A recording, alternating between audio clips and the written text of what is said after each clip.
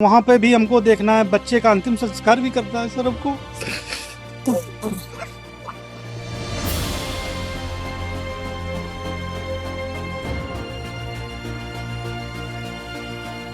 किसने एम्बुलेंस नहीं दी? प्रशासन ने एम्बुलेंस नहीं दी।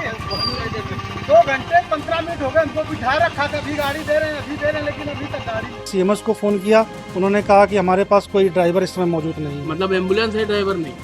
कानपुर देहात में एक बड़ा हादसा होता है। हादसे में 2 बच्चों की मौत हो जाती है और एक बच्ची बुरी तरह से घायल हो जाती है। हादसे में सीएम योगी आदित्यनाथ ट्वीट करके दुख जताते हैं। अधिकारियों को हर संभव मदद देने का निर्देश दिया जाता है, लेकिन जमीनी स्तर पर कोई मदद नहीं मिलती है। नमस्कार, पॉइंट ब्लैंक देख रहे हैं आप और आपके साथ मैं हूं शिवानी गोस्वामी। कानपुर देहात में 26 तारीख को एक सड़क हादसे में 2 बच्चे आर्यन और अंश की मौत हो गई। वहीं मृतक आर्यन की बहन गुंजन गंभीर रूप से घायल हो गई। इस हादसे के बाद सीएम योगी आदित्यनाथ ने दुख जताते हुए ट्वीट किया और हर संभव मदद के निर्देश दिए। लेकिन फिर भी तस्वीरें देखिए जरा। परिजनों को अपने बच्चे के शव को गोद में लाद कर पैदल ही जाना पड़ रहा है। मुख्यमंत्री ने तो ट्वीट किया था कि सारी मदद आपको मिले, अधिकारियों सर को क्या क्या था? किया तो गया था, लेकिन उस मदद मौके पे मिलनी चाहिए ना। बाद में रात में 8 बजे मदद आएगी तो हम उस लाश का क्या करेंगे बताइए। हमको बेटी का भी ऑपरेशन करवाना है यहाँ पर, और वहाँ पे भी हमको देखना है, बच्चे का अंतिम संस्कार भी करना है सर हमको। परिजनों का आरोप है कि उन्हें भी हर संभव मदद का आश्वासन दिया गया, लेकिन जब शव वाहन के लिए परिजनों ने सीएमएस को कॉल किया तो कहा गया कि वाहन तो है लेकिन ड्राइवर नहीं है। जिसके बाद परिजनों ने लगभग 3 घंटे तक वाहन का इंतजार किया, लेकिन जब कुछ नहीं हुआ तो मजबूर परिजन अपने बच्चे के शव को गोद में लाद कर पैदल ही निकल पड़े। पोस्टमार्टम रिपोर्ट हमको मिल गई, उसके बाद सीएमएस से बात हुई, उन्होंने कहा कि हमको 100 वाहन भेजा जा रहा है, लेकिन 3 घंटे तक कोई भेजा ही नहीं गया। उसके बाद 3 बजे लेकर हम लोग डिस्पोजल के लिए पैदल आए 1.5 किलोमीटर तक। फिर कोतवाल ने देखा है तो उसने गाड़ी की व्यवस्था की है।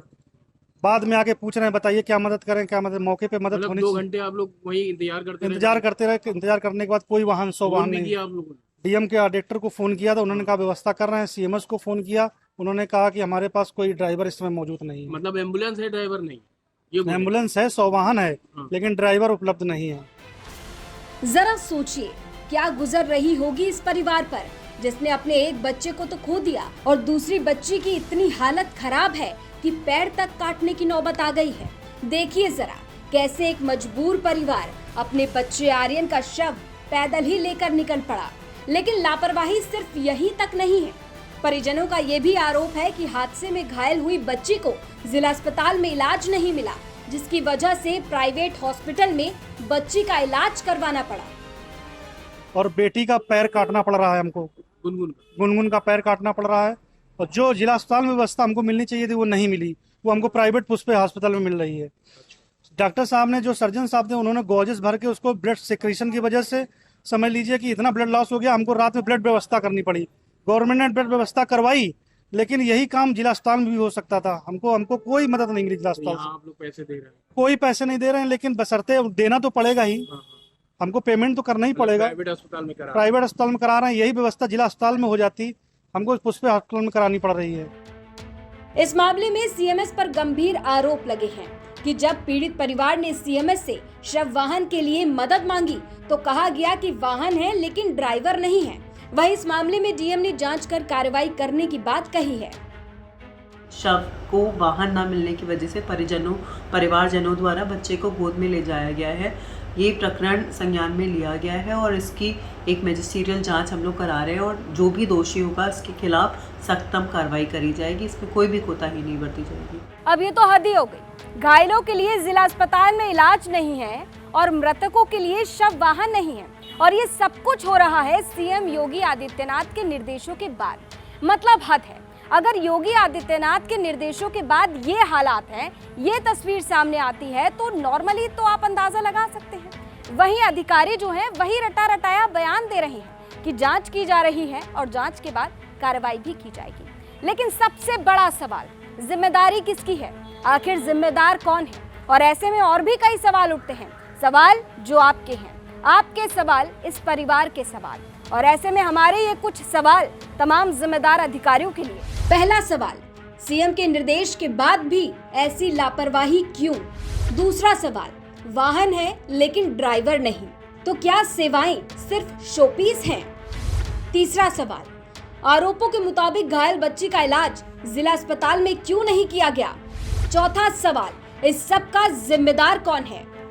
मतलब अब अगर सीएम योगी आदित्यनाथ के निर्देशों के बाद भी ऐसे हालात सामने आए तो अपने आप में अब क्या ही कहा जाए।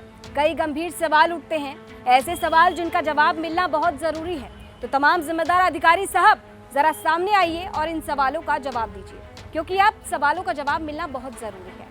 पॉइंट ब्लैंक एक ऐसा शो जो आपकी खबरों को लेकर आता है, जो आपके सवालों को उठाता है, और हमारी कोशिश ये कि हम आपके साथ मिलकर आपके सवालों का जवाब तलाशने की कोशिश करें। तो इस खबर को आप तक पहुंचाने का जो क्रेडिट है वो हमारे कानपुर देहात के जो रिपोर्टर हैं सूरज, उन्हें जाता है। और साथ ही अगर इस शो से जुड़ी आपका कोई सजेशन है तो वो आप हमें कमेंट बॉक्स में दे सकते हैं, या फिर इस खबर से जुड़ी आपकी जो राय है वो भी आप हमें कमेंट बॉक्स में जरूर दीजिएगा। फिलहाल के लिए इजाजत दीजिए, नमस्कार।